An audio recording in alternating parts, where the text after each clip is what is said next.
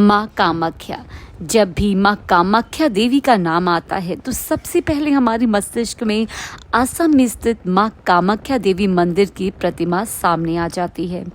लेकिन दोस्तों, यदि भक्ति का स्तर बहुत व्यापक होता है और भक्ति बहुत प्रबल होती है तो इसके अस्तित्व के दर्शन हर जगह दिखाई देते हैं। ऐसी ही एक भक्ति का स्वरूप है।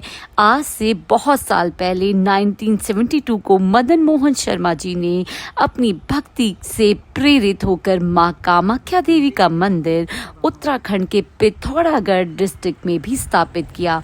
आज मैं आपको उसी मंदिर के दर्शन करवाने जा रही हूँ।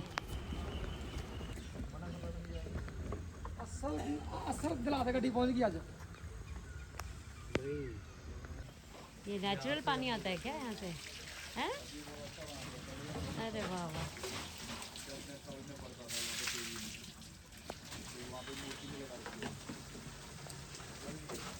अभी तक आ रहा है इतने सालों से? कितने साल हो चुके हैं? सही है। ऐसे भी ला देंगे तो हमारा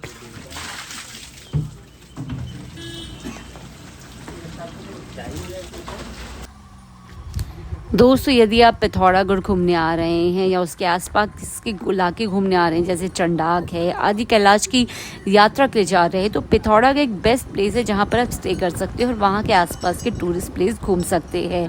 अगर मैं पिथौरागढ़ में घूमने की प्लेसेस ऑफ टूरिस्ट इंटरेस्ट के बारे में बताऊँ तो सबसे पहले इसी मंदिर का नाम आता है। माँ कामाख्या देवी का बना हुआ यह मंदिर पिथौरागढ़ के नॉर्थ ईस्ट साइड में स्थित है, जो कि आर्मी कैंटोनमेंट के अंतर्गत आता है। पिथौरागढ़ से लगभग 6 से 7 किलोमीटर की दूरी में है।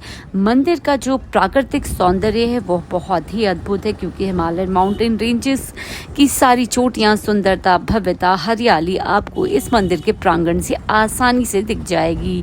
माँ कामाख्या को माँ शक्ति का अवतार माना जाता है और यहाँ पर आकर एक बहुत ही अच्छी आध्यात्मिक ऊर्जा का अनुभव आप कर सकते हैं।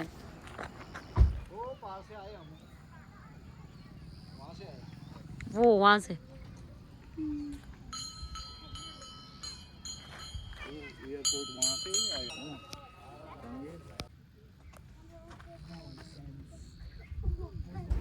तो फ्रेंड्स, ऑलमोस्ट 2 से 3 किलोमीटर की सीधी चढ़ाई जैसा रास्ता है, जैसे कि मैंने आपको दिखाया वीडियो में। और फिर हम यहाँ मंदिर पहुँच जाते हैं। ये मंदिर का पूरा प्रेमाइसेस है, प्रांगण है। स्टार्टिंग में ही पूरी पार्किंग के लिए बहुत सारा एरिया दिया हुआ है। आप 2 व्हीलर 4 व्हीलर आराम से पार्क कर सकते हैं। और फिर पार्किंग करके जो आपने मेन गेट देखा था वहाँ से एंट्री है। सीढ़ियाँ चढ़ेंगे और उसके बाद इस तरह से थोड़ा सा चढ़ाई का रास्ता आता है और आसपास दोनों तरफ आप हरियाली देखेंगे। एक तरफ तो पूरा आपको हिमालयन माउंटेन की जो रेंजेस हैं, मतलब उसकी पहाड़ियाँ हैं, हरियाली से बड़े हुए सेटलमेंट हैं, वो दिखाई देते हैं। और दूसरी तरफ आपको मंदिर का प्रांगण दिखाई देता है और सामने ही देखिए मंदिर दिखाई दे रहा है। तो हम ऑलमोस्ट मतलब पहुँच गए हैं मंदिर।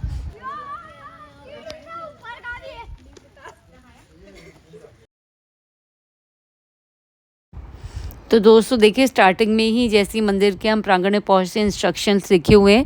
इवन नीचे भी इंस्ट्रक्शंस लिखे हुए थे और इस तरीके से इसमें यही बताया गया कि आप किसी भी तरीके से यहाँ पे खाद्य सामग्री ला के एक पिकनिक स्पॉट जैसा नहीं बना सकते हैं, क्योंकि आपको पता है काफ़ी प्राकृतिक परिवेश है। तो अक्सर लोग भ्रमित हो जाते हैं और सोचते हैं पिकनिक स्पॉट कम है तो नाश्ता पानी लेकर आ जाते हैं और सब बैठ के पिकनिक जैसा मनाने लगते हैं। तो उसकी अनुमति यहाँ नहीं है। आप मंदिर में आइए, आध्यात्मिक ऊर्जा का अनुभव करिए, ध्यान साधना करिए, माँ का आशीर्वाद लीजिए। लेकिन इस तरह की आप लोगों को पिकनिक की तरह यहाँ पे सेलिब्रेट करने नहीं आना है। तो चलिए अब साथ में मिलकर मंदिर के दर्शन करते हैं और माँ का आशीर्वाद लेते हैं।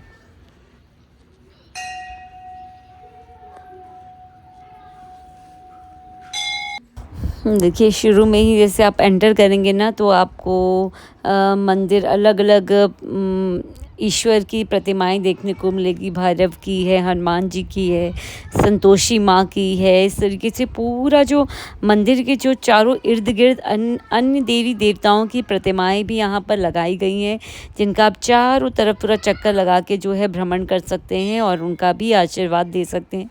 बीचों बीच मंदिर है, माँ कामाख्या की प्रतिमा है और यहाँ से जो आप देख रहे हैं सामने अंदर एंटर करने का रास्ता है।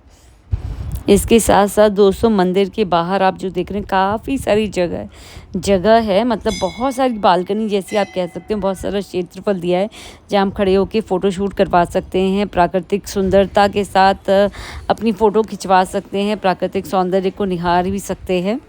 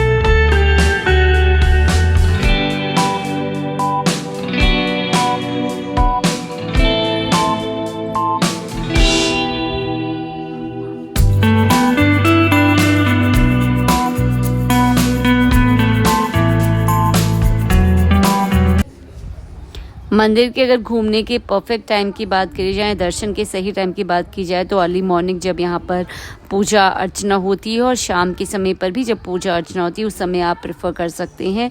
आप साथ साथ में पूजा अर्चना का दर्शन करने के साथ साथ यहाँ के प्राकृतिक जो सौरम्य है, जो सुंदरता है, उसके भी दर्शन कर पाएंगे।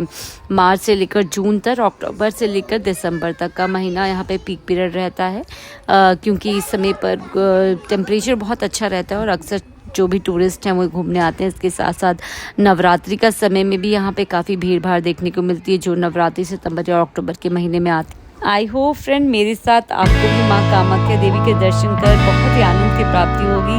जल्द ही एक नई वीडियो के साथ मिलती हूँ, तब तक अपना बहुत ध्यान रखिएगा। Bye everyone and take care.